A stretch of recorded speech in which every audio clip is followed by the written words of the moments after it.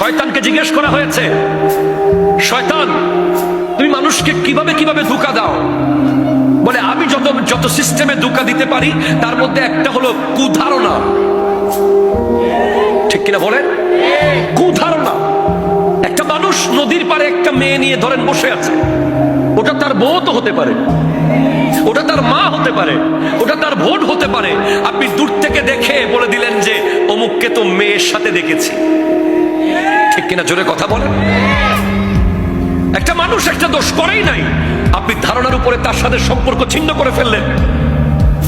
মনে রাখবেন, পৃথিবীর সবচেয়ে বড় দানবীর সে যে মানুষের দোষ গোপন করে আর প্রশংসা করতে পারে।